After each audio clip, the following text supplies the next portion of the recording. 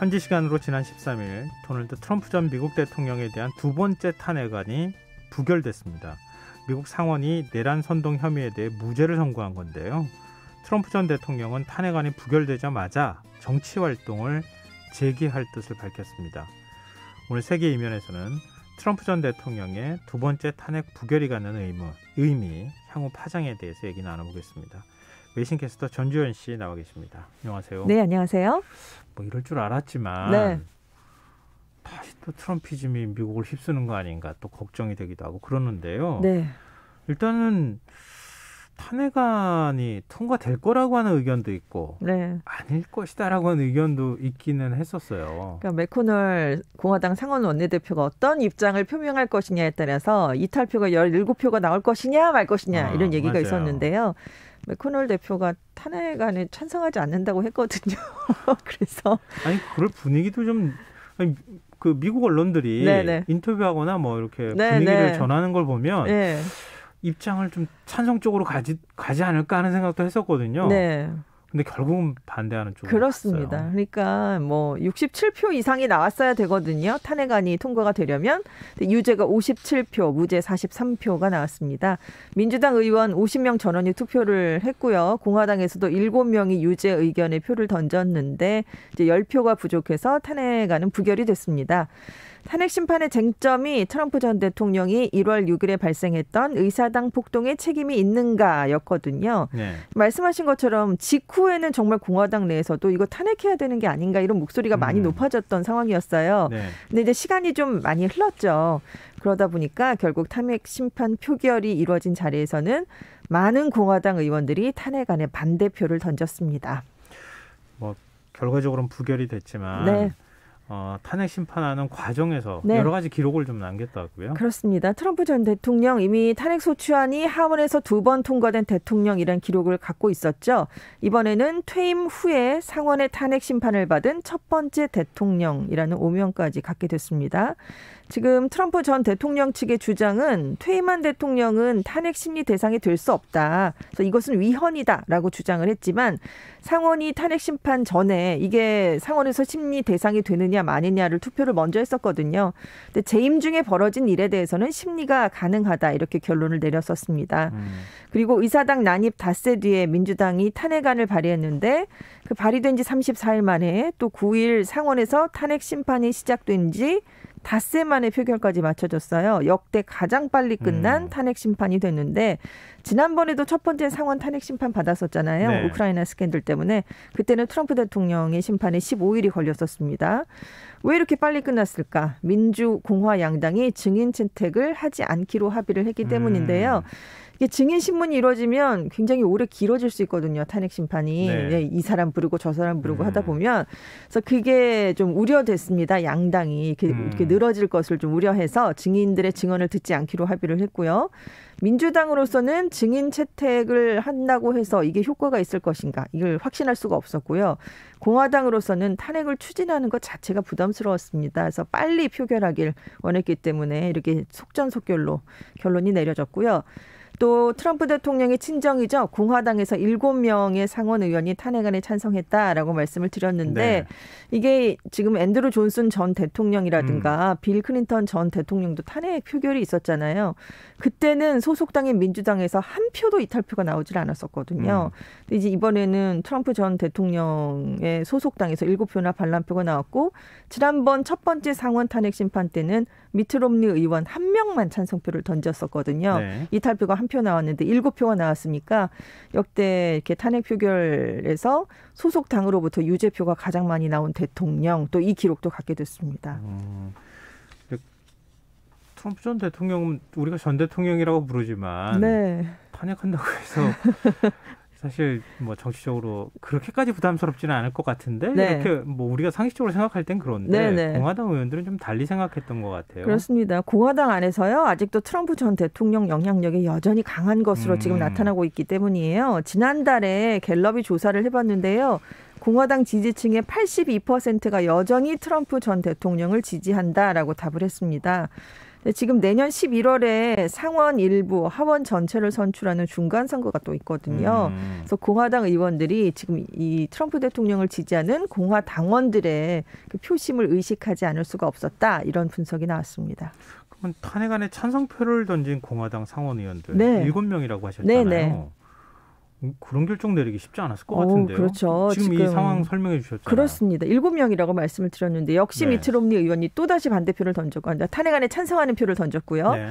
그 7명 중에 리사 머키우스키 상원 의원만 당장 내년 중간 선거에서 선거를 치러야 됩니다. 나머지 6명은 불출마하겠다라고 일찌감치 선언을 했거나 아니면 올해 선출이 됐어요. 아니면 임기가 남아있기도 하고 네. 그래서 앞으로 3년에서 6년 동안은 유권자의 심판을 받지 않아도 되는 좀 자유로운 의원들이었습니다.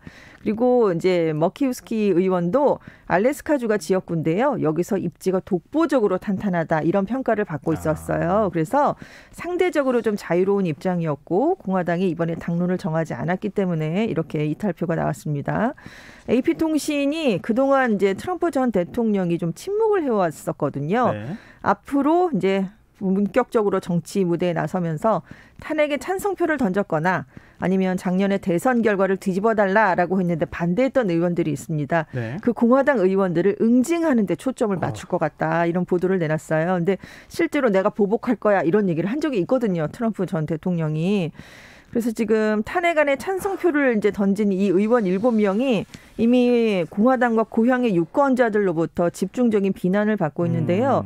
루이지애나주와 네브래스카주 공화당 집행위원회가 탄핵안이 부결되자마자 곧바로 탄핵안에 찬성한 빌 캐시디, 벤 세스 의원에 대해서 불신임 결의안을 가결했거나 추진하고 있는 상황입니다. 근데 공화당에서는 트럼프 전 대통령의 며느리를 네.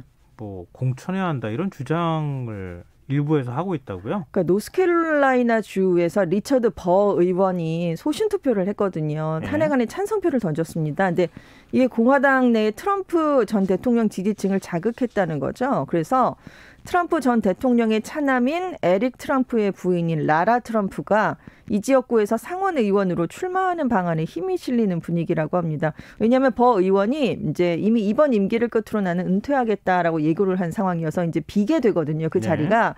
그런데 트럼프 전 대통령의 측근인 린지 그레이엄 상원 의원이 만약에 노스캐롤라이나 주에서 당내 경선이 열리면 라라 트럼프가 가장 유리해질 수 있다 이런 얘기를 내놨습니다. 왜냐하면 노스캐롤라이나주 출신이에요. 라라 트럼프가. 네. 작년 대선 과정에서 트럼프 캠프의 선임 고문으로 전면에 나섰습니다. 그래서 정치에 관심을 많이 보여왔던 인물로 평가되고 있거든요. 그러니까 자리가 비면 곧바로 라라 트럼프로 채워줄 수 있다. 이런 얘기가 벌써부터 나오고 있습니다. 우리 상식으로는 좀 맞지 않는 일들이 미국에서는 막 벌어지고 있어서 그렇죠. 어떻게 받아들여야 될지 일종의 뭐 정치 귀족이 만들어지는 것 같은 느낌이 좀 들고요. 근데 트럼프 대통령 아까 응징할 거야 이렇게 얘기했다고 하는데 이제 본격적으로 정치 활동을 하게 되면 나에 대한 부당한 마녀 사냥이었다 뭐 이런 식의 반박이 공격 역공이라고 해야 되나요? 네, 그런 게 있을 수 있겠어요. 일단 그 역풍이 불까 봐 조용히 지내고 있었어요. 퇴임한 이후에. 그러다가 이제 탄핵안이 부결되자마자 성명을 내놨는데 이것은 미국 역사상 최대의 마녀 사냥이었다라는 비판을 내놨습니다. 그래서 미국을 다시 위대하게라는 우리의 역사적, 애국적, 아름다운 운동이 이제 막 시작했을 뿐이다.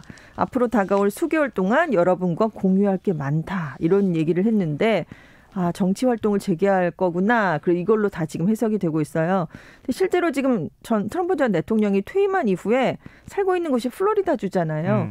거기 전임 대통령 사무실 이렇게 간판을 내걸고 사무실을 이미 차렸습니다. 또 공화당 내에서 영향력을 유지하기 위해서 사무실을 운영하는데 그 명패의 전임 대통령 사무실이라고 하는 거는 처음이래요. 그래서 이례적이다. 이런 얘기가 또 나오고 있습니다. 트럼프 전 대통령 2024년 대선 나오는 거예요? 민주당 입장에서 굉장히 부담스러울 수밖에 없죠. 근데 일단 탄핵안이 부결됐으니까 못 나오게 할 수는 없어요. 왜냐하면 탄핵안이 통과되면 민주당이 또 곧바로 트럼프 전 대통령이 앞으로 공직 출마를 할 수 없게 막는 표결을 함께 실시하려고 했거든요. 네. 근데 탄핵안이 부결되니까 이 투표를 실시를 하지 못했습니다. 그래서 지금 대선 출마를 막는 추가 표결을 할지 말지 이걸 검토하고 있거든요. 근데 이제 수정헌법 14조 3항에 내란과 모반에 가담한 공직자는 공직에 취임할 수 없다라는 그런 내용이 있습니다. 그래서 요걸 통과시켜서 이제 트럼프 전 대통령의 대선 출마를 막겠다는 건데 이 표결은 상하원에서 각각 과반만 찬성해도 통과가 가능한데 지금 다 블루 웨이브가 달성돼 있으니까 민주당이 그냥 단독으로 다 처리할 수 있는 사안입니다. 근데 이 조항이요. 19세기 남북 전쟁 당시에 적용했던 조항이라고 그래요. 그래서 지금의 상황에도 적합한지는 사법부의 판단을 거쳐야 될 가능성이 높다. 이런 분석이 지금 한편에서 또 나오고 있다고 합니다. 근데 민주당이 이걸 과연 추진할 것인가에 대해서 약간 회의적인 시각도 함께 나오고 있는데요. 왜냐하면 집요하다라는 비판을 받을 수 있다는 거예요. 트럼프 대통령을 응징하는데. 그래서 지금 바이든 행정부는 국정과제를 추진하는 게 훨씬 더 중요하거든요. 그렇죠. 근데 혼자 살 수는 없습니다. 민주당 혼자. 다 공화당의 협조가 필요한 사안들이 많거든요. 그래서 민주당이 지금 이 대선 출마를 막는 표결을 하게 되면 바이든 행정부로서는 부담이 될 수 있다. 이런 지적도 나오고 있습니다. 그러니까 민주당이 만약에 상하원 의회를 장악 못했다 그러면은 바이든 행정부는 그냥 식물 정부로 바로 전락할 뻔했어요. 오바마 대통령 때 사실 그렇게 했었잖아요. 그렇죠. 지금 뭐 과반을 겨우 넘긴 상황이기 그렇습니다. 때문에 미국은 과반 넘기면은 다 독점하는 거잖아요. 그러니까 그나마 그게 다행이니까. 그래도 국정과제 추진하는데 근데 지금부터 정치적 논란이 일으키는 거는 좀 안 좋다 이제 이런 생각인 건데. 근데 트럼프 대통령은 정치 재개 움직임이 뭐 확실하게 나타나고 있는데 그럼 마지막 남은 수단은 수사 소송 지금 아직 결말 안 난 게 있잖아요. 이제부터 시작입니다. 지금까지는 잘 못하고 있던 상황이었거든요. 탄핵안이 있으니까. 그래서 탄핵은 일단 면하긴 했는데 지금 의회 점거를 선동한 혐의에 대한 책임을 완전하게 벗은 건 아닙니다. 그래서 지금 민주당이 트럼프 탄핵은 이루지 못했지만 그래도 성과를 거뒀다는 얘기가 나오는 게요. 9일부터 닷새 동안 이제 심리가 진행이 됐는데 여기에서 의사당 점거 상황, 이때가 얼마나 긴박했는가 이걸 보여주는 영상이 하나 공개가 됐습니다. 영상들이 공개가 됐습니다. 그래서 지금 습격했던 사람들이 펜스 부통령을 교수형에 처하자 이런 구호를 외치는 장면이 생생하게 의회에서 지금 상영이 됐고 그다음에 전기 충격기를 들고 펠로시 하원 의장 사무실을 습격하는 모습 같은 게 담긴 거예요. 그래서 전문가들은 앞으로 이 자료들이 다른 재판에서 트럼프 측에게 불리하게 작용할 것이다라고 지금 보고 있습니다. 그리고 의회 난입 사건 가담 혐의로 200여 명이 기소된 상황이거든요. 근데 지금 이 사람들이 수사를 받고 있는데 모두들 트럼프 전 대통령의 지시를 따랐기 때문이다. 이렇게 지금 진술을 하고 있습니다. 그래서 과연 트럼프 전 대통령이 의회 난입 사건 주동자들과 어떻게 공모했는가 이게 지금 사법당국에 밝혀야 될 지금 문제로 남았고요. 그리고 선거 패배를 뒤집기 위해서 조지아주 검찰을 압박했다 뭐 이런 얘기가 나오고 있잖아요. 그 조지아주 국무장관에게 이제 전화 통화하는 내용이 공개되기도 했고 이 통화가 적어도 주선거법을 3가지나 위반한 것으로 간주할 수 있다고 합니다. 유죄가 확정되면 벌금이나 구금에 처해질 수 있고요. 트럼프 대통령 전 대통령뿐만이 아니라 트럼프 그룹에 대한 범죄 의혹 수사도 확대가 되고 있는데 뉴욕, 뉴저지주, 워싱턴 DC 검찰이 이 트럼프 일가의 탈세, 선거자금 유용, 허위재산 신고 등에 대한 수사를 이제 본격적으로 이제 진행을 하게 됩니다. 그래서 뉴욕타임스는 트럼프 대통령 전 대통령이 부당 대출이나 대선 개입 사건으로 유죄 판결을 받으면 이건 연방 사면에 해당되지 않는다. 그래서 이후에 사면될 가능성도 낮다. 이렇게 예상을 했습니다. 근데 공화당 고민은 점점 깊어질 것 같아요. 이런 후보가 나 다음번 대선에 나올 거야. 그런데 지지율이 60%가 넘게 나와요. 당내에서. 근데 수사가 지금 뭐 몇 개입니까? 걸려있죠. 공화당 고민이 점점 깊어질 것 같은데. 그렇습니다. 그러니까 맥코널 공화당 상원 원내대표가 지금 일단 탄핵 심판은 재임 중인 대통령에게 해당되는 것이다 라면서 탄핵에 반대하긴 했지만 근데 트럼프 전 대통령이 지금 의사당 폭동 사건에 관해서 실질적, 도덕적으로 책임이 있다는 건 의심의 여지가 없다. 이런 얘기를 함께 내놨습니다. 그래서 이제 공화당 주류가 트럼프 전 대통령을 경계하는 메시지를 내놓은 게 아니냐 이런 얘기가 나오고 있는데요. 지금 정치 전문 매체 더 힐이 이제 최근 여론조사를 인용한 거에 따르면 공화당 지지층의 64%가요. 트럼프 전 대통령이 신당을 창당하면 가입하겠다 이렇게 답한 것으로 나타났습니다. 그럼 공화당을 탈당하고요? 네, 그렇습니다. 왜냐하면 이제 자기를 이렇게 맡게 되면 나는 그런 공화당을 나가서 신당을 만들겠다 이런 얘기를 한 적이 있거든요. 그러면 지금 64%가 가겠다라고 했기 때문에 공화당을 넘어서는 제1의 보수 정당이 갑자기 나올 수가 있는 거예요. 그래서 지금 공화당으로서는 이렇게 전통적인 지지층을 놓치지 않으려면 트럼프 전 대통령이 필요하긴 한 상황입니다. 왜냐하면 지난 대선에서 7,400만 명이 트럼프 대통령을 선택했잖아요. 그렇기 때문에 이 표심을 마냥 그냥 손 놓고 바라볼 수만은 없는 입장이기 때문에 참 트럼프 대통령하고 손절하기가 쉽지는 않은 상황입니다. 지금 그렇다고 또 트럼프 전 대통령을 옹호할 수도 없는 거고. 그렇죠. 왜냐하면 중간 선거에서 공화당원들만 투표를 하는 건 아니거든요. 네. 그리고 대선에서 승리하려면 지금 중도층, 부동층의 표심을 얻는 게 굉장히 공화당으로서는 중요합니다. 지금 상하원 대선 다 이뤘잖아요. 그래서 좀 찾아와야 되는 입장이기 때문에 지금 중도층, 부동층의 표가 굉장히 아쉬운 상황입니다. 그래서 지금 더 힐은 공화당도 트럼프가 더 이상 공화당의 미래가 될 수는 없다라는 구상을 하고 있다. 이런 분석지를 내놨는데요. 그래서 당장 트럼프 전 대통령을 일방적으로 배척하기도 어렵고 그렇다고 옹호할 수도 없는 정치적 딜레마에 빠졌다. 이런 분석을 내놨습니다. 이 공화당이 선을 긋지 않으면 네. 앞으로 진짜 트럼프 당화 돼버리네. 이런 일들이 벌어질 가능성도 있는데 그렇죠. 근데 진짜 트럼프 대통령이 신당 만들 가능성이 있어요? 이건 그냥 조사는 조사일 뿐인 거니까. 그러니까 당을 장악하게 되면 그럴 필요가 전혀 없어지게 되겠죠. 근데 지금 사실상 당의 최고 자리가 비어 있는 상황이잖아요. 네, 아무도 없는 상황인데 그래서 트럼프 대통령이 그 자리를 채울 것이냐, 미치 맥코널 상원 원내대표가 이 자리를 채울 것이냐, 경쟁이 시작될 것이다 이런 얘기가 나오고 있고요. 네. 지금 차기 대선 출마를 검토하고 있는 사람들도 줄줄이 대기를 하고 있는데 트럼프 대통령이 들어오는 게 굉장히 달갑지 않겠죠. 그래서 만약에 이제 공화당이 민주당이 손을 들어줘서 대선 출마를 막는 표결에서 또 찬성해서 통과시켜버리면 트럼프 대통령으로서는 충분히 나갈 수 있다는 그런 생각이 듭니다. 근데 자금이 부족하겠죠. 만약에 또 그러니까 수사 결과가 어떻게 나오느냐에 따라서 유죄 판결이 내려지면 그렇죠. 힘들어지게 되고 변수가 많이 남아있는 그렇습니다. 상황인데 그러면은 지금 트럼프 전 대통령에 대한 일단 탄핵이 어느 정도 마무리는 된 것 같고 부결이 되긴 했지만 바이든 대통령은 이제 그러면은 국정 어젠다 추진에 좀 속도를 내야 되는 상황 아닌가요? 그렇습니다. 바이든 대통령이 그래서요. 그동안 트럼프 전 대통령에 대한 탄핵 심판에 대해서 어떻게 생각하냐 물어보면 의회가 결정할 일이다. 이렇게 계속 거리를 두는 모습을 보여왔습니다. 왜냐하면 빨리 끝나는 게 바이든 대통령으로서도 유리해요. 왜냐하면 여기가 다 블랙홀로 모든 정치 어젠다들을 다 흡수하는 사안이 될 수 있거든요.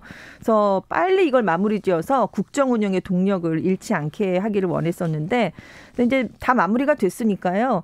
제일 먼저 추진할 게 경기 부양안으로 지금 예상이 되고 있습니다. 이제 코로나19 타격이 워낙 심하니까 경기 부양을 시키겠다 이런 얘기인데 1조 9천억 달러 규모의 경기 부양안 의회 통과를 이제 촉구할 것으로 보이고 있어요. 근데 지금 공화당은 이걸 좀 반대하고 있는 입장이잖아요. 너무 많다 깎아라라고 하고 있는데 지금 바이든 대통령은 이걸 추진해야 된다라는 입장이니까 공화당의 협조가 지금 필요한 상황입니다. 그리고 무엇보다 중요한 게 내각 인준이 다 안 끝났어요. 주요 부처 장관에 대한 상원 인준은 마무리됐는데 법무, 상무, 노동, 교육 장관, 무역 대표부 대표 굉장히 여기도 중요한 자리거든요. 이게 지금 마무리가 안 돼서 신속하게 상원 인준을 통해서 내각을 다 마무리 지은 다음에 국정과제를 시행하는 데 돌입할 것으로 예상이 되고 있습니다. 빨리 좀 미국 국내 문제가 좀 안정이 돼서 우리나라에도 관심을 좀 한반도에도 관심을 좀 가졌으면 좋겠는데요. 근데 뭐니 해도 지난번 의회 난입 사태 같은 거 이건 좀 막아야 되는 거 아닙니까? 그렇습니다. 그러니까 두 번 다시 이런 사태가 일어나지 않도록 하기 위해서 지금 미국 의회에서 민주 공화 양당 의원들이 다 뜻을 모아서 9.11 테러위원회 스타일의 기구를 만들자. 9.11 테러 이후에 양당이 초당적으로 협력해서 조사를 굉장히 면밀하게 해서 다시는 이런 일이 일어나지 않게 하는 그런 방안을 논의했거든요. 그러니까 이번에 의회 사태도 아예 의회에서 초당적으로 이런 걸 제도적으로 만들어 보자 이런 얘기가 지금 나오고 있습니다. 전 세계 어디 미국도 마찬가지지만 협치라는 게 참 어렵습니다. 하여튼 앞으로 미국 상황 좀씩 지켜보도록 네네. 하죠. 예, 지금까지 세계일면 외신캐스터 전주현 씨였습니다. 고맙습니다. 네, 감사합니다. 오늘 모바일 상품권 당첨자는 홈페이지 공지사항에서 확인하실 수 있습니다. 김성환의 시사야 오늘 여기까지 하겠습니다. 고맙습니다.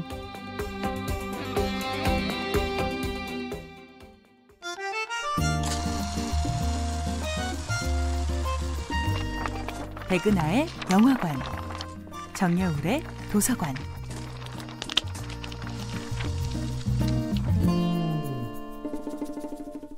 안녕하세요. 여러분과 아름답고 풍요로운 책 이야기를 나누고 있는 작가 정여울입니다. 이번 주에 만나볼 작품은 다자이 오사무